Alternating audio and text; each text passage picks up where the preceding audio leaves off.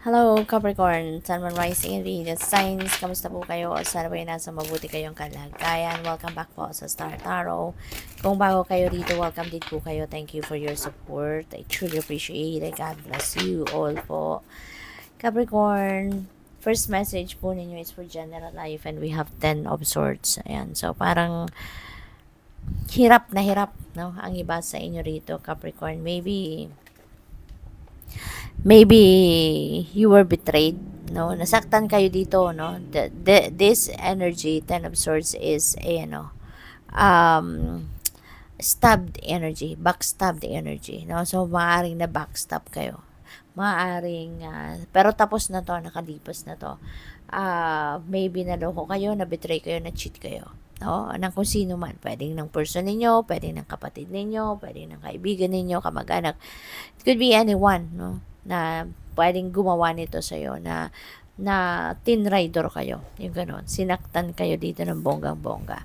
Kaya, for the longest time, no, nahirapan kayo, for the longest time, nag-suffer kayo rito. Kasi, baka hindi ninyo to natanggap. Kung ano man ang nangyari dito, hindi ninyo to, matagal ninyo tong inisip siguro kung bakit nagawa nila ito sa'yo, no? Or kung sino man na nakagawa nito sa'yo. So, maaaring yun ang naisip ninyo, nahirapan kayo. But ngayon, parang handa na kayong bumangon, handa na kayong mag-move on sa buhay. Handa na kayong bigyan ng pagkakataon ng sarili ninyo para makaahon, no, sa hirap na pinagdaanan ninyo rito. So, you're moving on, no? This is an ending, kumbaga, sa sitwasyon na to. Ayaw mo na mas palawigin pa, no, yung inyong suffering dito, no? Kasi alam naman ninyo, siguro napapansin nyo naman na there is nothing good, no, na mangyayari sa inyong sitwasyon if you are going to continue to be like this, diba? Kaya posible na babango na kayo sa ngayon, no? Sa kung ano man na nangyari ito, pwedeng sa relationship yan, no? Pwede rin naman na relasyon ninyo with your person, pwedeng relasyon ninyo with kamag-anak or kaibigan, no?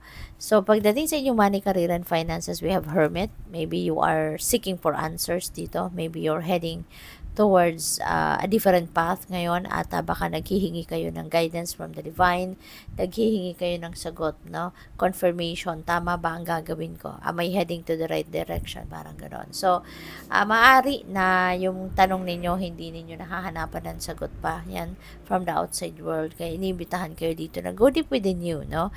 Capricorn. Kasi yung particular na tanong ninyo na yan, maybe you can't find it anywhere. You can't find it to kung kanino man, no, in the outside world, but you can find it, no, from deep within you, no? So, maaaring ganito ang sitwasyon. At tsaka Capricorn, kailangan din siguro ninyo ngayon na magpahinga, okay? Give yourself time to rest, give yourself time to rest and give yourself time to rejuvenate and recuperate, kasi baka ang iba din sa inyo, baka pagod na kayo, no? Baka pagod kayo physically, mentally, and emotionally. So maybe that's what your problem is din sa ngayon. Kaya iniimbitahan din kayo dito na magpahinga muna kayo, time out muna kayo sa kung ano ang inyong pinagkakabalahan, okay? At mag-focus muna kayo sa pagre-rejuvenate ng sarili ninyo, okay?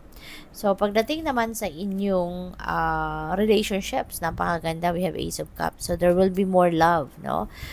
Between the two of you, ng inyong person. Mas maraming pagmamahal, pag-iintindihan, understanding. Baka rin, ang iba sa inyo rito, baka magle-level up na kayo ng inyong relationship with your person. Baka meron ditong magpapakasal, may marriage, may engagement, yung ganon, at magiging masayang-masaya kayo. You will be filled with joy and happiness in your heart sa ngayon, kasi siguro talagang baka kayo ay masayang-masaya, no, sa inyong samahan. Maganda ang inyong relasyon, nagbibigayan, may harmony, may genuine na pagmamahalan.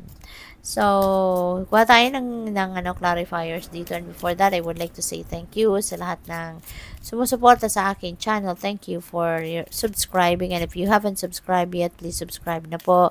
Please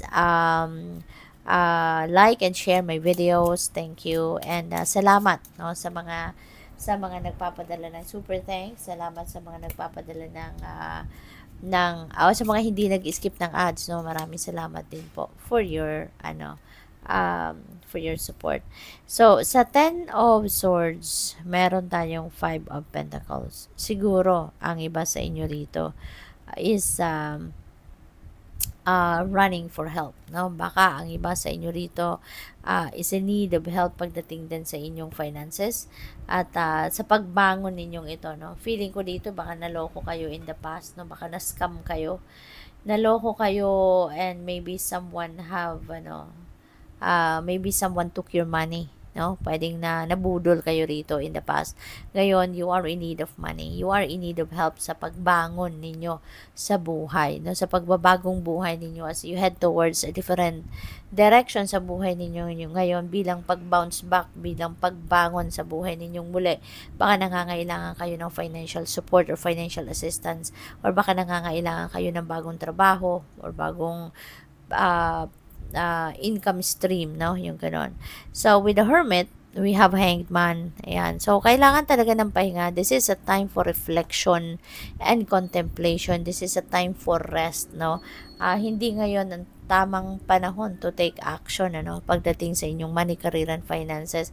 Kailangan ninyo dito na mag-reflect, mag-introspection, because maybe gusto siguro ng universe sa inyo ngayon na, teka lang, mag-take a pause ka muna. Mag-ano ka muna, mag-renew ka ng inyong sarili, magpahinga ka, 'di ba? Mag-focus ka muna ngayon sa inyong sarili, palakasin mo ang inyong katawan, at magnilay-nilay ka, magmuni-muni ka. No, there may be new inspiration, there may be new ideas, there may be new perspective that will arise, no, na mas makakatulong sa inyo kung papaano ninyo inanavigate ang inyong sitwasyon, pangkaperahan, trabaho, career, negosyo at this time. Okay?